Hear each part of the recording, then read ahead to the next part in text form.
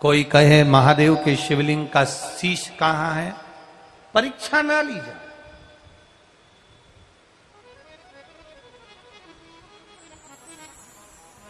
हम तो यहां तक शिव महापुराण की कथा में कहते हैं भाई, आपका मन करे शिव पुराण सुनने की, आपकी रुचि अंदर से हो और आपका विश्वास अगर शिव पुराण के प्रति पक्का है तो कथा में जाकर बैठो, जिससे देवाधिदेव महादेव आपका कल्याण कर दे। तो बैठो, आपका विश्वास ही नहीं है, आपका भरोसा ही नहीं है, आपकी दृढ़ता ही नहीं है, और आप कथा में जाकर बैठ जाओ तो भगवान कहां साथ दे। मानो तो गंगा माहू, ना मानो तो बहता पानी। मानो तो गंडकी नदी में से जो कंकर निकल रहा है, गंडकी नदी में से जो शिला निकल रही है, मानो तो वो भगवान नारायण है, मानो तो भगवान विष्णु है, मानो तो शालिग्राम भगवान है, और नहीं मानो तो फिर तुम्हारी मर्जी।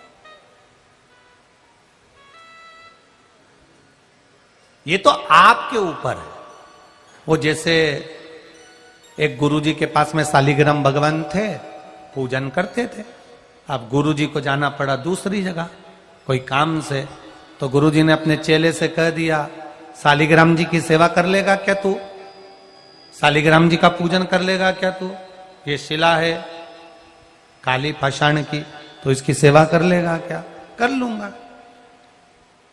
अच्छे से सेवा करना, भगवान को तुलसी का दल चढ़ाना, स्नान कराना, पूजन कराना, चंदन लगाना, अच्छे से सेवा करना। जी गुरुजी।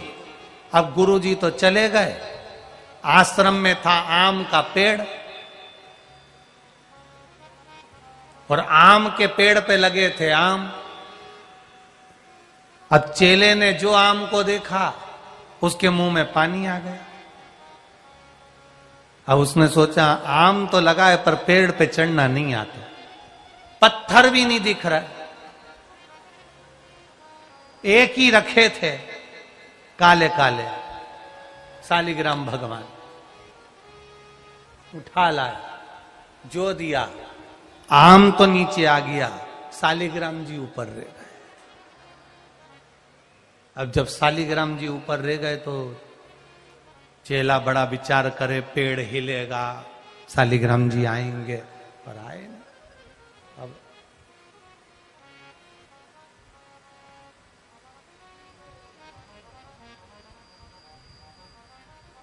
गुरुजी आ गए,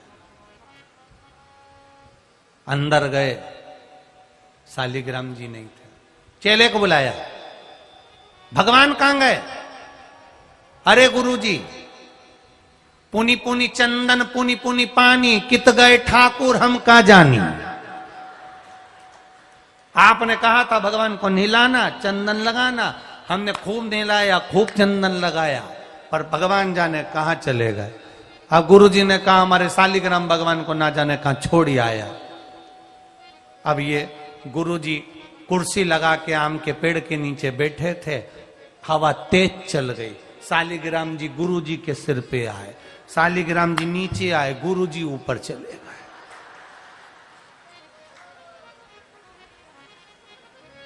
तो ये तो अपने ऊपर है कि अपन क्या मानते हैं। पत्थर को पत्थर मानोगे तो वो पत्थर ही रहेगा, पत्थर में भी अगर परमात्मा देख लोगे तो वो परमात्मा हो जाएगा, ये निश्चित है। अगर उस समय हमने परमेश्वर का, परमात्मा का दर्शन कर लिया तो वो परमात्मा हो, वो ईश्वर।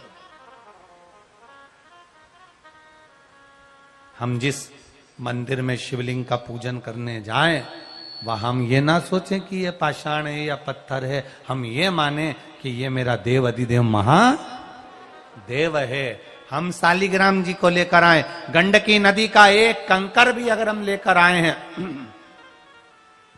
गंडकी नदी का एक कंकर भी अगर हमारे पास में आया है, तो हम ये मानकर रखें कि ये मेरा शालिग्राम भगवान है, तो वो शालिग्राम जी रहेंगे। हम पत्थर मानेंगे तो वो पत्थर ही रहेंगे। मानो तो गंगा माहू, ना मानो तो बहता पानी। ये आपके ऊपर है। आपको पहले भी कथा में कहा, घर से निकलो। कई लोगों की आदत रहती है पर्स में दवा लेकर निकलते हैं, पर शिव महापुराण की कथा कहती है, कोई शुगर की दवा, कोई बीपी की दवा, कोई थायराइड की दवा अपने पर्स में लेकर सुबह से निकलते हैं। शिव महापुराण की कथा कहती है, अपने माता पिता को प्रणाम कर कर निकलो तो दवा की जरूरत नहीं पड़ेगी, दुआ तुम्हारे साथ चलेगी। दवा घर पर रह जाए चल जाएगा, पर दुआ तुम्हारे साथ चलना चाहिए। माता पिता गुरुजन बड़ों का आशीर्वाद हमारे साथ रहेगा, परमात्मा की कृपा, परमात्मा का आशीर्वाद हमारे साथ रहेगा तो दवा की जरूरत नहीं पड़ेगी, दुआ से ही हमारा काम हो जाएगा। क्योंकि आखिरी में डॉक्टर भी कहते हैं अब भगवान से दुआ करो, अब हमने सब कर लिया, अब उसके हाथ में है। तो डॉक्टर बोले कि उनसे दुआ करो, उससे पहले शिव पुराण कहती है कि रोज माता पिता गुरु घर के बड़ों का आदर करो, सम्मान करो, प्रणाम करो, उनकी दुआ हमारे साथ रहे तो हमारा जीवन सार्थक होता चले।